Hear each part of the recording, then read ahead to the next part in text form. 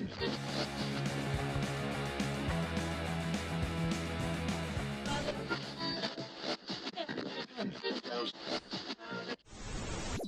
I'm Amy, thank you for tuning in. This is my August wrap-up video, and I feel like in every wrap-up video I've been complaining this year that I haven't read as much as I want to. And I know that reading isn't a competition, and I try not to compare myself to how much other people are reading, but at the same time I know that I feel happier if I'm having some downtime to read. And I think this year, because of changing work situations and because of lots of writing deadlines, I haven't read as much as I want to, but it seems like I'm finally getting back on track because in August I've read a few more books than I have been doing recently, so let's get to it. The first one I cannot show you. I'm going to see if I can hold it up without revealing it. I'm going to put it down now just in case. The reason I'm not showing you it is that it is a book that hasn't been announced yet. I can tell you that it is by Vincent Ralph, who is a YA thriller author, and I'm not going to say much about the book because I don't want to spoil it, but you are in for a treat. Vincent Ralph always writes tightly plotted, twisty books, and I think this one is my favourite yet. I don't think I've read all of his books, but I certainly will be after this one. I'm not going to say anything about the plot, but I will say that the characters are great, the situation feels very unique, and if you're looking for a slasher, which I know I always am, and finding that there aren't as many books that quite fill the needs that I want, this one exactly does that. So if you're a fan of books like Climb the Cornfield, if you like Catherine Foxfield and Cynthia Murphy's books, this one will be an absolute treat, and I'll make sure as soon as I can post about it I will tell you a little bit more. Next up, I read You May Now Kill the Bride. I had this one since it came out pretty much, I think, and not had a chance to read it yet. I absolutely loved Kate Weston's YA books, particularly the comedic murder mysteries that she's written lately, like Murder on a School Night, and this one was great. One of my favourite things about Kate's writing is that she has feminist characters, very female driven plots, and this absolutely is that.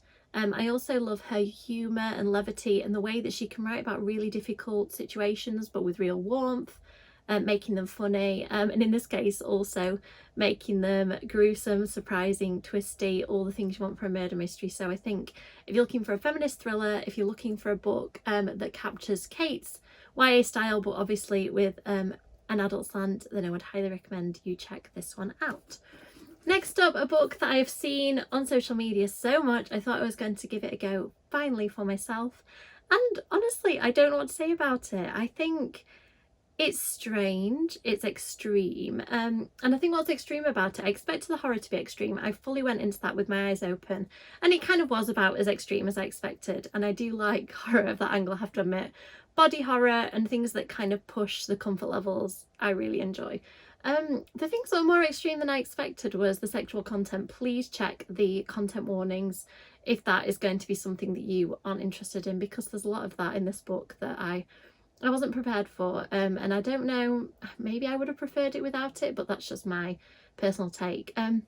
The things I did really like about this book, I loved the voice of Maeve. I think is so unique, so fresh.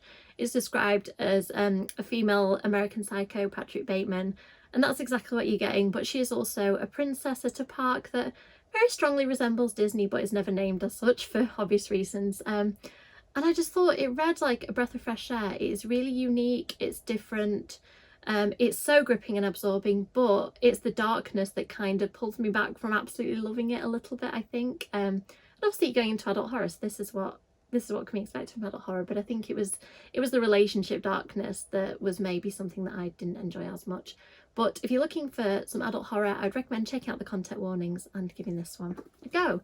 Next up, I wanted to finish this book before spooky season kicked off and horror just takes over. This is Not for the Faint of Heart by Lex Croucher. Can we just take a moment for this proof? It is gorgeous. Can I get the front to open? And the cover on the back is really lovely too. That's the finished book.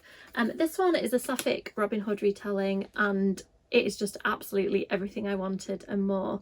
Lex Croucher writes books that they describe as pseudo-historical, and I think that what Lex does really well is has such relatable, realistic characters that feel very modern and authentic, but puts them in this historical setting, and in this case this kind of legendary setting that we're so familiar with, but does it in a completely different way. It is so good. I'm gonna have to talk to you, Lex, at some point about certain moments of this that made me cry my eyes out. And I love a book that can take me through a full range of emotions, that can absolutely pull me along by the adventure.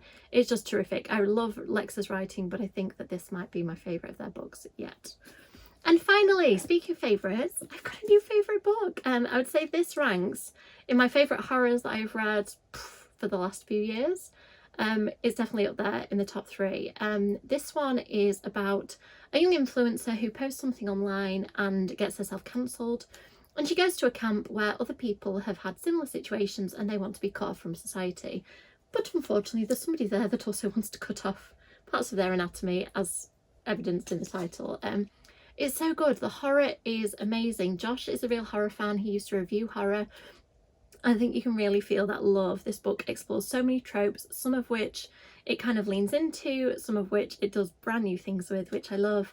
And also I loved all the horror movie references in this. There's probably references I didn't even get, but I think I'm enough of a horror fan that I kind of really benefited from it. Like Lex's book, there was a moment I have messaged Josh about to say that he upset me. Something happened to one of the characters that I really like. And I really like the fact that this book went there. I spent this whole book not knowing who I could trust, not knowing who was safe. The twists caught me off guard in the best of ways, and I thought that the horror was great. Really good, creepy atmosphere paired with some real gruesome moments, which is what I always want from a slasher. So if you pick up one slasher this spooky season, absolutely get this one. It's great. I really enjoyed Burn the Negative and The Shadow Glass of Josh's books, and Burn the Negative is also a horror. But this one, I think it might be my favourite out of them yet. So I don't think I'm going to beat that. On that note, I'm going to end. So it was a pretty good reading month for me. I read nearly as many books as I wanted to, and I read some amazing books. So let me know in the comments if you've read any of them, if you're excited about any of them, and as always, if you've got any recommendations for me, I would love to hear them.